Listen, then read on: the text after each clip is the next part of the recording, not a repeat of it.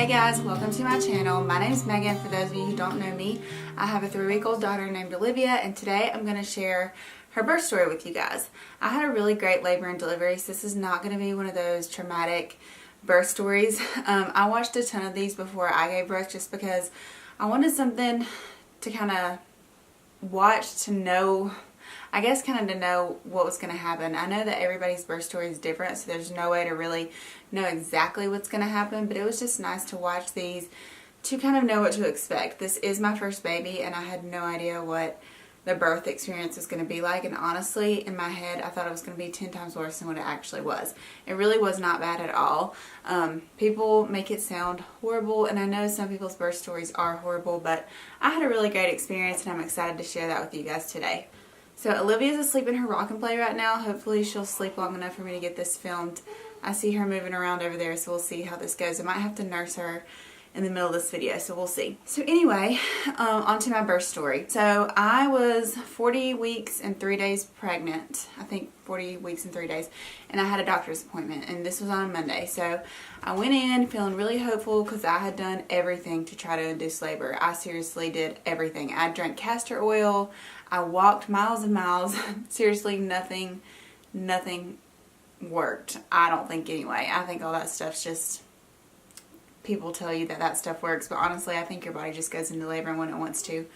So anyway, I went to the doctor feeling really hopeful because I'd done all these things, and she checked me and she told me that I didn't have any progress. So my cervix was really high. I can't remember what that's called. I want to say posterior, but I'm not 100% sure about that. I just know it was really high, and they always had a really hard time checking me. Like, I'd have to put my fists under my butt for them to check me, and the doctor that checked me on my 40-week appointment, I don't think that she actually got to check me. I think she just guessed because she took a really long time to try to, I guess, find my cervix, and I don't think she ever did. So she was just like, yeah, you don't have any progress. Sorry if you hear my dogs running around. But she was like, yeah, you know, there's no progress from last week. You're only still barely a centimeter dilated. So that was really disappointing for me. When she left the room, I actually cried. Because after that, she was like, once you get dressed, come back to my office and we'll schedule an induction. And I just really didn't want to be induced for some reason. I wanted my body to go into labor naturally. And I don't know, I just really wanted to meet this baby too, so that made me even more anxious and sad that I hadn't progressed. So when I went into her office to schedule the induction, she told me that she didn't think that I would make it to the induction day. And I was like, this lady does not know what she's talking about. I'm going to make it to that day. It's going to be awful. I'm going to be pregnant for another week. Like, all these things were going through my mind. And I was just so disappointed and feeling so down about the whole situation. Fast forward to that night, Mike and I did everything like normal, totally not expecting to go into labor that night. We always go to bed like around 9:30, and I play on my phone and check Instagram and stuff like that till about 10. And I always get up to pee right after that because, you know, I was pregnant. Obviously I was peeing every hour. So anyway, I went up to pee. This was at actually it was like 10:30 this night. I guess I stayed up a little bit late, but it was like 10:30. I went to go pee, and I felt like some liquid come out, but honestly, I just thought it was part of pregnancy. Like, you know, you have so many bodily fluids that come out during pregnancy, and I was like, oh, it's just, this is normal, whatever. Like, I really didn't think that much about it. So I went back to bed, and when I laid down, I felt like a warm trickle of water come out. And I was like, okay, this is not normal. I think my water might have just broke. So I went back to the bathroom and sat down, and it was just like a little trickle of water. It wasn't like a big gush, and I didn't hear anything pop. You know, some people say, oh, I heard a huge pop when my water broke. It wasn't anything like that. But I turned on the light in the bathroom, and I looked in the toilet, and there was blood, and it looks like pieces of my mucus plug had come out. So I started freaking out because I didn't realize that sometimes when your water breaks, you can have bleeding. So I just wasn't expecting that at all. Anyway, I woke Mike up, and I was like, Mike, I think my water just broke. I don't know though. And then I called my mom, freaking out, crying. I was like, I think my water broke, but I'm not sure. I don't know what this is. I've never experienced this before. Mom was like, call your doctor. So I called my doctor, and I talked to the nurse. She said, do you want me to page your doctor? And I was like, sure. So I didn't realize that my doctor was at home. I felt so bad when they told me that she was at home, and I called her and woke her up. I know that's their job, and that's what obviously we pay them to do, but I just felt so bad. So anyway, she answered the phone, And I was terrified, and I was crying, and I was like, I think my water just broke, but I don't know. And she was like, well, put on a pad. And I told her there was blood mixed in too. I got into all the details with her, but she told me to put on a pad, eat something, and make sure my bags are packed and ready to go in the car. And if in an hour I'd soak through a pad to come on to the hospital. So my hospital is 30 minutes away, and I just didn't want to wait a whole hour if this truly was labor. So I said a prayer that hopefully if this was labor, I would start having contractions, or there would be more water or something, just so I had a sign to know that this was actually labor. So I put on a pad, and as soon as I sat down on the toilet, it was just like it was a much larger gush of fluid. So that was, I started freaking out at that point. I was like, might get the bags in the car, positive this is my water. And as we were getting our bags packed and everything, I realized that I started having contractions. So they were coming, I think, like about 4.5 to 5 minutes apart, pretty steady. And at this point, it was like 11:30, somewhere around there. And I knew I needed to eat something. So I didn't want to eat like a cheeseburger from McDonald's. McDonald's was the only thing open, and I didn't have anything at the house like that would fill me up good. So I told Mike, we'll just go through McDonald's and I'll just get some yogurt. I got 2 yogurt parfaits, and I know that yogurt is protein and had fruit in it, so I was like, hopefully that'll keep me filled up. I was definitely wrong about that, but when you're in labor, honestly, I did not think about food. That was not really on my mind, just because there's so much going on. You just don't have time to think about what you're going to eat, or at least I didn't anyway. So we got to the hospital at around midnight, and at that point when we had arrived, my water was coming through the pad, through my underwear, and through my sweatpants. Luckily, Mike had laid down a towel and a trash bag on the passenger seat in case that would happen. So we were prepared so we wouldn't ruin our car. So luckily he did that, because the water did come through my clothes. And I definitely knew it was my water at that point. When I got to the hospital, they went ahead and checked me in, put my IV in. They did all that before they even made sure it was my water. And when they did check me to see if it was my water, she was like, yes, it's definitely your water. So my doctor got there, I want to say around 1 o'clock that morning, maybe 12:30 or 1. And she checked me. I was still not even a full centimeter, guys. I was still not even a full centimeter. I was so disappointed, but I was obviously in labor because my water broke. So my doctor told me that we would wait until 6 a.m. and if there was still no progress, we'd start Pitocin. And she pretty much said, like, you're definitely going to need the Pitocin. So she actually did not even come in and check me again when they started the Pitocin. So they started the Pitocin at 6, and at that point my contractions, after they started the Pitocin, my contractions started coming on really strong, and they hurt really bad. They were very inconsistent too, so they weren't like every 5 minutes or every 3 minutes. They just came, like one would be every 2 minutes and another one would be every 5 minutes. Like, I had no idea what to expect, which I think made it 10 times worse, because when they're consistent, you know, like, okay, another one's about to come. You can get prepared for it. But when they're inconsistent, you just get hit with them and you just have to deal with it. It was awful. Pretty sure I squeezed Mike's hand off.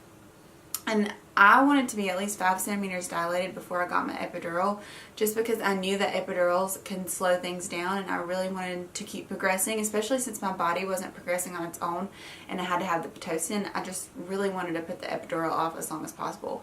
But at around 9, she checked me. I was at a 3 and I was ready for the epidural. I just knew that if I didn't get it, I was going to be miserable. And also, in my head, my thought process was, I want to make sure I get it in time so I can sit still while they're doing it, so that hopefully my contractions weren't too close together, and then I could make sure I could sit still.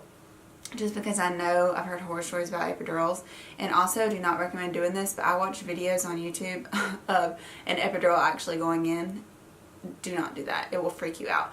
And when he was doing my epidural, that's all I could think about. But anyway, it took them about 30 minutes to get there with the epidural, and they got me prepped and ready, and then they started the procedure. And honestly, it freaking hurt. Like, it was worth it, but it freaking hurt.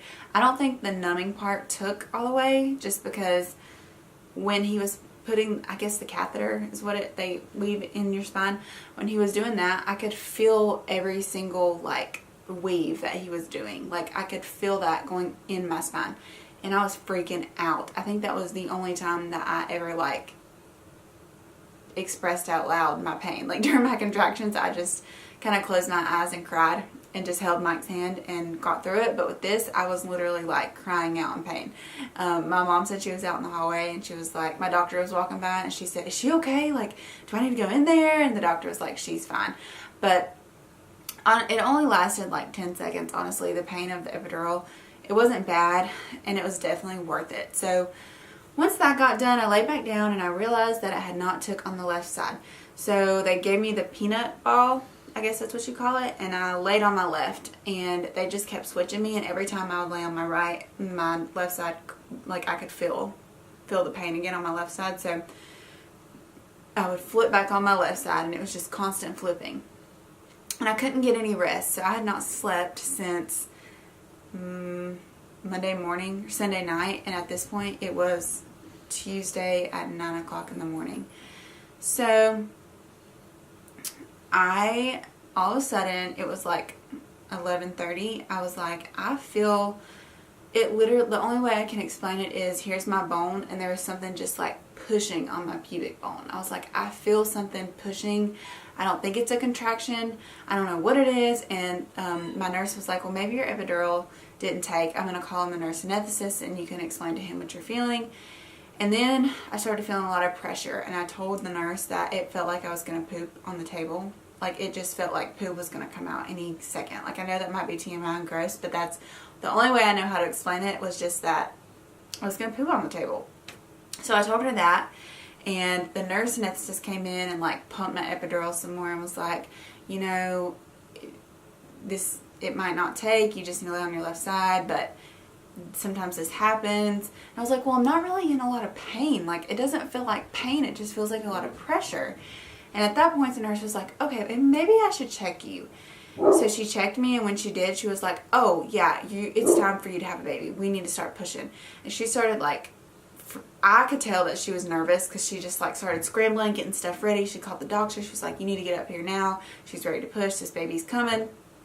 Mike went out in the hallway and got my mom and was like, we're ready to push. No one believed it because at 9 o'clock I was only 3 centimeters dilated, and the doctor said we wouldn't have a baby till, I want to say she said in between 6 and 8 o'clock that night. And at this point it was 11:30. So we were all just like, what in the world? That happened really, really fast. So the doctor came up there, they got my legs up, got me ready and everything, and I started pushing. And I guess at that point it was around 12 o'clock, and I'm glad that I could feel a little bit because I could feel the pressure, so I knew when to push. I could feel when the contractions were happening, and I knew when to start pushing. So she would look on the screen and be like, okay, let's go, let's do this, just listen to your body and push when you feel the pressure. So that's what I did, and I pushed for 30 minutes, and then Olivia was born, and it was honestly the most, I could not have asked for a better labor and delivery. It was the best experience, and if every labor and delivery goes like that, I would honestly have like 4 or 5 kids. Mike does not want that many kids. He only wants 2. I want 3. We'll see what happens. But I just hope and pray that all my labor and deliveries go that smooth. It was just awesome. Like the pain that I felt really was not bad at all. The contractions weren't bad. The epidural was not bad. It hurt, but it wasn't bad, and it was worth it. She came out so fast. I know some women push for like 3 hours, some women 4 hours, and in my head, I just thought labor and delivery was going to be the worst experience and terrible and awful, but it was amazing. I could not have asked for better nurses and doctors. My mom was in the room, which I'm glad she was in there with me. Mike obviously was in there, and it was just such a surreal experience. I don't even know how to explain it, and there's really no way to explain it to you unless it's something that you've been through yourself. It's just a magical thing. And when they put that baby up on your chest for the first time, and you look at your husband and you look at the baby and you're like, we made this. We literally created this. And I don't know, it's just beautiful. It's just a beautiful experience, and I'm so thankful that we were able to have her and I was able to get pregnant. I know some women struggle, and if you're one of those, I'm praying for you. I cannot imagine what you're going through. But anyway, it's just crazy, and I feel so lucky and so blessed to have her. She has honestly been a dream. She doesn't really sleep through the night at all. Like sometimes she's up every hour, but she's worth it. So yeah, that is my labor and delivery story. I hope that you guys liked it. If you did, give me a thumbs up, and don't forget to subscribe. And if you're a new mom, I would love for you to join me here on my YouTube channel. I My goal here is to really connect with moms, whether you're a new mom or just a mom in general. Whether you're a new mom or you've been a mom for a while, I just would love to have you join me here. I don't have any friends that are moms, so sometimes I just feel really lonely, especially I'm out on maternity leave right now, and it's just her and I all day, and I wouldn't change it. Like, I love staying home with her, and if I could be a stay-at-home mom, I totally would be. But I do have to go back to work, sadly. So anyway, it's just her and I all day, and now I totally understand why people said that staying at home can be lonely, because it totally is. And especially when you don't have friends that have kids, you just feel so alone. You don't have anyone to talk to, which is why I started a YouTube channel, just because I wanted someone and something to connect with. That is why I'm doing this. So I am talking to a camera right now. I'm not really connecting with anyone, but I'm hoping to connect with all of you guys. So don't forget to subscribe, give this a thumbs up, and I'll see you guys next time. Thanks for watching. Bye. Yeah, you take all my wrongs and make them better.